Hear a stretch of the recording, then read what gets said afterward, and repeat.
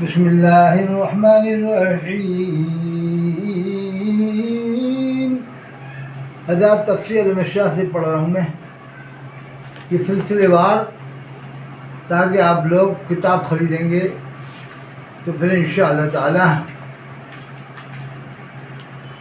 پھر آپ خود سمجھ جائیں گے کہ واقعی میں کتنا بڑا فرق کتاب میں ہے۔ دیکھو 11ویں برس 63 برس کی عمر میں دوشنبہ کے دن 12ویں تاریخ ربیع الاول کے دوپہر سے پہلے عالم فانی سے کچھ فرما کر جواہر الہی میں رحمت الہی میں نزول کیا، تمام عالم تاریک ہو گیا۔ انصار کہتے ہیں ہم نے کوئی دن روشن تر اس دن سے حضرت مدینہ میں تشریف لائے، وہ کوئی دن تاریخ زیادہ اس دن سے کہ آپ نے انتقال فرمایا نہ دیکھا۔ چاروں طرف جنوں کے رونے کی آواز آتی تھی، صحابہ کرام فرشتوں کی آواز سنتے تھے کہ کہتے تھے السلام علیکم ان فی اللہ، یہ دیکھو فرشتے کہتے تھے۔ اور ایک شخص جسیم ان کے پاس آیا، جسم والا، اور رو کر کلمات تعزیت زبان پر لایا۔ جب چلا گیا تو ابو بکر اور علی مرتضیٰ رضی اللہ عنہ نے فرمایا کہ خضر علیہ السلام تھے کہ تمہارے پاس برسم تعزیت آئے تھے، بعد انتقال جناب کے عجب طرح کا تزلزل دین اسلام میں واقع ہوا۔ اکثر قبائل عرب کے مرتد ہو گئے اور کہتے اگر حضرت پیغمبر ہوتے زندہ رہتے، اور بعض لوگوں نے زکوٰۃ سے انکار کیا۔ مسلمہ کذاب اور اسود بن کعب کے پہلے سے پیغمبری کا دعویٰ کرتے تھے۔ یہ فطور اسلام میں دیکھ کر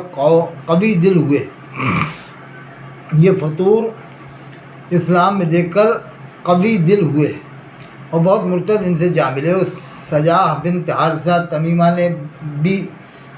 نے بنی تغلب میں پیغمبری کا دعویٰ کیا۔ یہ دیکھو پوری ہسٹری ہے،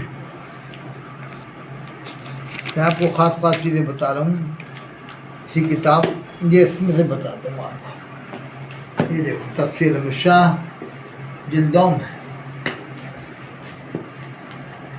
تاکہ آپ کو معلوم ہو جائے کہ میں آپ کو حوالے کے ساتھ بتا رہا ہوں۔ ترجمہ وہی ہے جیسا دیوبند والے کرتے ہیں، پوری کتاب میں سب وہی ترجمہ ہے۔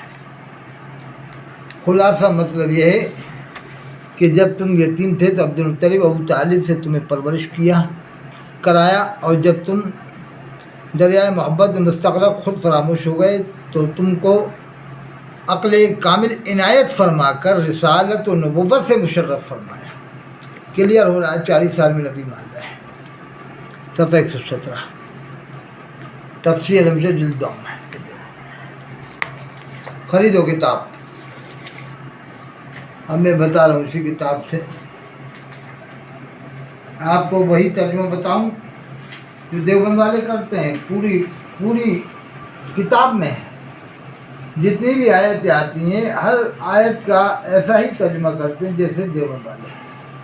بہت ساری آیتیں ہیں اس کتاب میں، ایک دو نہیں، بہت ساری آیتیں ہیں۔ اب یہ دیکھو آپ، اللہ سے مانگنے کے بارے میں پورا باب، یہ کافی آیتیں وغیرہ ہیں۔ ادعوا ربکم تضرعا وخفیا، اللہ سے عاجزی اور آہستگی کے ساتھ دعا مانگو۔ یہ دیکھو قرآن کی آیت، اجیب دعوت الداعی اذا دعان، میں دعا مانگنے والے کی دعا قبول کرتا ہوں جو مجھ سے دعا مانگتا ہے۔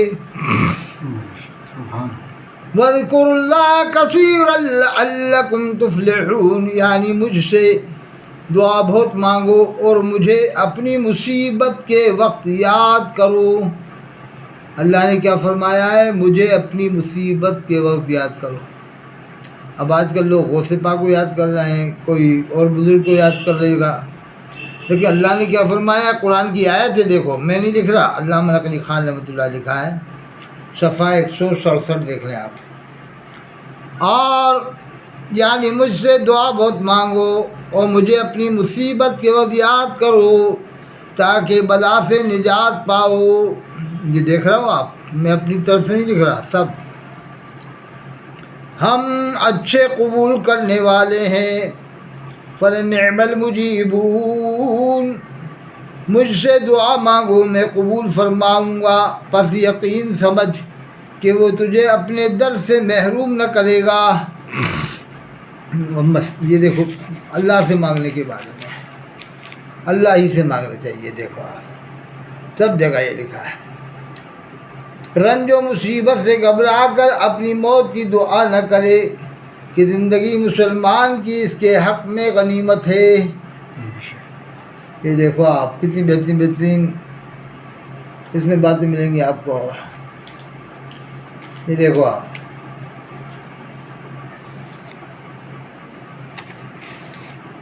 یہ دیکھو آپ، جب بندہ کسی پر لعنت کرتا ہے تو لعنت آسمان کی طرف چڑھتی ہے۔ یہاں سے سنو آپ، کسی مسلمان کو یہ بد دعا نہ دے کہ تو کافر ہو جائے، کہ بعض علماء کے نزدیک یہ کفر ہے۔ اب یہ دیکھو 5 ذہن، کسی مسلمان پر لعنت نہ کرے، اسے ملعون و مردود نہ کہے، جس کافر کا کفر پر مرنا یقینی نہیں اس پر بھی نام لے کر لعنت نہ کرے، کہ بعض علماء کے نزدیک مستحق لعنت پر بھی لعنت نہ کہے۔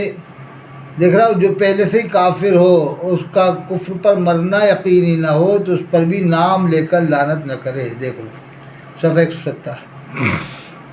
حدیث میں رسول اللہ صلی اللہ علیہ وسلم فرماتے ہیں، مسلمان بہت طعن کرنے والا، لعن کرنے والا، فحش بیہودہ بکنے والا نہیں ہوتا۔ یہ دیکھو، جب بندہ کسی پر لعنت کرتا ہے تو لعنت آسمان کی طرف چڑھتی ہے، اس کے دروازے بند ہو جاتے ہیں کہ یہاں تیری جگہ نہیں، پھر زمین کی طرف آتی ہے، اس کے دروازے بھی بند ہو جاتے ہیں کہ یہاں تیری جگہ نہیں، پھر داہنے بائیں پھرتی ہے، جب کہیں ٹھکانہ نہیں پاتی، اگر جس پر لعنت کی لعنت کے لائق ہے تو اس کی طرف جاتی ہے، ورنہ کہنے والے کی طرف لوٹ آتی ہے، کہنے والے کی طرف لوٹ آتی ہے۔ دیکھو آپ، یہ دیکھو آپ، رواہ ترمذی، شیخ محقق دہلوی فرماتے ہیں رحمۃ اللہ علیہ کہ اصل عادت و شیبہ اہل سنت کا ترک سب و لعن ہے، یعنی اہل سنت وہی ہیں جو لعنت نہیں کرتے ہیں اور گالیاں نہیں دیتے ہیں، ترک سب و لعن ہے۔ اور بدعتی کون ہے؟ دیکھو میں نہیں کہہ رہا، اہل سنت کی خوبیوں میں سے ہے کسی پر لعنت نہیں کرتے، کسی کو کافر نہیں کہتے بلا وجہ، یعنی یہ نہیں کہ جو کافر ہوگا اس کو سبھی کافر کہتے ہیں، سبھی مانتے ہیں، لیکن بلا وجہ۔ اور کسی پر لعنت کرتے، کسی کو کافر نہیں کہتے۔ اور اہل بدعت کی برائیوں سے ہے، بدعتی لوگوں کی برائیوں سے ہے، اہل بدعت کی برائیوں سے کہ بعض ان کا بعض کو کافر کہتا ہے، بعض ان کا بعض پر لعنت کرتا ہے۔ جیسے مفتی غلام محمد ناگپوری کو دیوبند والوں نے کافر نہیں کہا، بریلی والوں نے۔ بریلی کے ایک مفتی صاحب تھے، گھوسی کے مفتی صاحب تھے، محدث کبیر مصطفیٰ صاحب، اور زاہد ملت نیپال والوں کو مفتی جیش محمد بریلوی نے کافر کہا، مفتی جیش محمد کو کلیمی مراد آبادی نے کافر کہا۔ یہ سب آپس میں تو کافر کہہ رہے ہیں۔ یہ لکھا، اہل بدعت کی برائیوں سے بعض ان کا بعض کو کافر کہتا ہے، بعض ان کا بعض پر لعنت کرتا ہے۔ یہ بدعتیوں کی پہچان ہے۔ دیکھ لو، سمجھ لو ان لوگوں کو، بدعتیوں کی پہچان اہل بدعت کی برائیوں سے کہ بعض ان کا بعض کو کافر کہتا ہے، بعض ان کا بعض پر لعنت کرتا ہے۔ دیکھ لو کتنے فرقے ہو گئے، دعوت اسلامی، سنی دعوت اسلامی، سوسائٹی دعوت اسلامی جو احمد آباد میں چل رہی ہے، احمد آباد میں سوسائٹی دعوت اسلامی 3 ہو گئے، پھر رضوی، اشرفی اور اشعری اور وارثی اور مداری اور یعنی کتنے فرقے ان میں آپس میں لعنت کرتے ہیں۔